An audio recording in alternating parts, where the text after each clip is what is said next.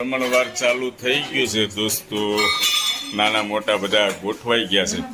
જો દોસ્તો જમવાનું ચાલુ છે.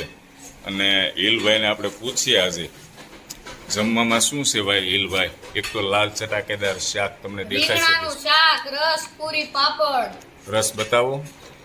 વાહ ભાઈ વાહ, મજા આવી જાય. અને ભાણિયાભાઈ સમજો બરાબર નિરાતે, શર્માતા નહીં. આદિભાઈ ભાણિયાભાઈ શર્માતા નહીં. જો એલો ગોગડીઓ ગોઠવાઈ. કિરણભાઈ જોતું હોય આપતા રહીજો. આ ભાણિયાભાઈ જો અમારે શરમાય નહીં. શરમાય જો. આજે જ એક મિત્રે કોમેન્ટ કરીને કીધું હતું ભાણિયાભાઈ બહુ શરમાય છે. આ ભાણીબેન છે અમારા.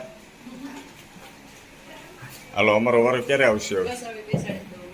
શાક કેવું બીનું કુમાર? એકદમ જોરદાર. જોરદાર. રોટલો ચોળી ગયો તો તમારો ખૂબ ખૂબ આભાર. જમતા જમતા જેઠાણીને ઊભા કર્યા છે મેં. દેરાણીએ જમવાનું ચાલુ કરી દીધું છે, પણ જેઠાણી થોડાક પાછળ રહી જાય જમવામાં.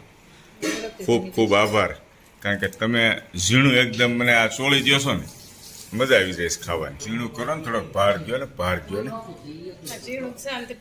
હજી થોડુંક ઝીણું કરો, હજી થોડુંક જાડું લાગે છે.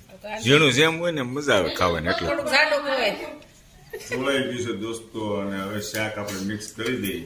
રીંગણનું રસાદાર શાક. આ બધું લઈ લો કા, બધી નહીં રહી ને.